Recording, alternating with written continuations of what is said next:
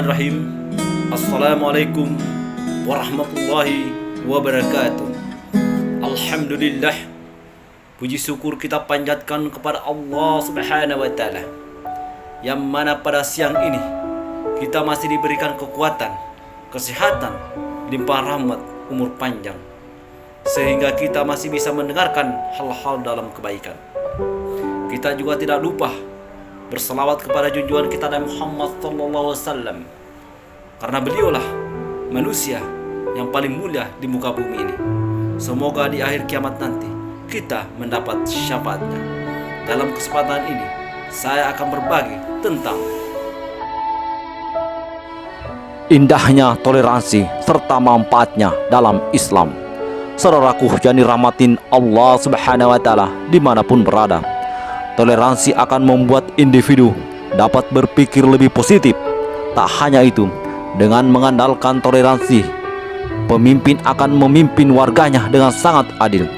Karena perbedaanlah yang membuat individu kemudian akan berpikir lagi mengenai setiap keputusan dari berbagai sudut pandang, yang akan membuatnya semakin rendah hati serta tidak merasa paling benar.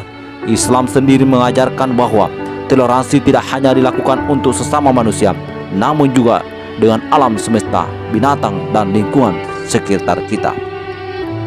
Subhanallah. Ya, kalau kita menerapkan sikap toleransi dalam kehidupan dunia akan lebih aman, nyaman, damai, tentram, supaya kita bisa semakin menghargai ciptaan Allah yang Maha Kuasa. Tidak membuat diri merasa paling benar. Suatu masyarakat yang memahami benar arti toleransi akan menciptakan suasana kampung, desa, negara yang aman, tertib, dan damai. Sebaliknya, jika tidak adanya toleransi dalam suatu masyarakat, akan membuat kekacauan, pertikaian, saling menuduh, dan banyak permasalahan lain yang pastinya menghambat suatu kemajuan daerah atau bangsa. Agama apapun pasti mengajarkan kebaikan kepada umatnya. Tidak ada satu agama pun yang mengajarkan umatnya untuk hidup bermusuhan dengan umat yang lain. Semua agama pasti akan memerintahkan kita untuk memiliki sikap toleransi yang tinggi dalam menghargai perbedaan sesama manusia. Maka dari itu, dengan menerapkan toleransi, insya Allah keimanan kita akan tetap terjaga, meningkatkan keimanan, meningkatkan rasa persaudaraan bertoleransi antara sesama, memengaruhi kita dalam pelatih untuk belajar saling menghargai bahwa setiap manusia memiliki agama, suku, budaya, etnis yang berbeda. Tidak ada gunanya jika kita memperdebatkan suatu perbedaan, karena ujungnya akan semakin membuat rasa persaudaraan renggang. Kita teladani Nabi kita Rasulullah SAW kepada seorang Yahudi pengemis, tua, buta.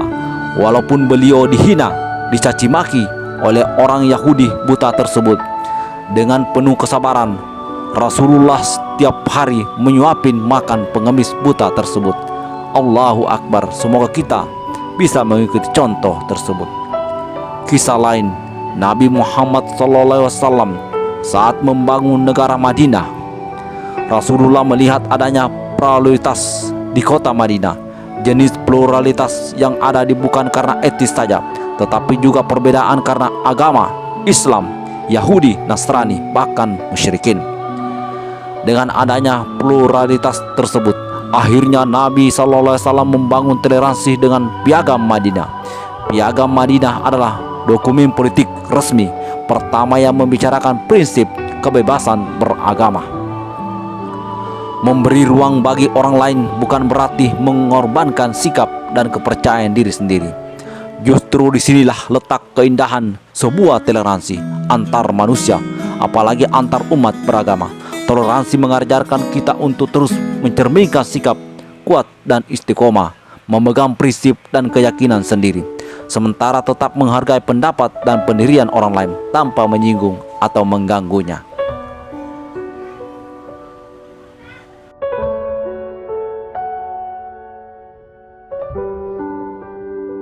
cukup sekian, kurang dan lebihnya mohon dimaafkan. Wabillahi taufik wa hidayah. Wassalamualaikum warahmatullahi wabarakatuh.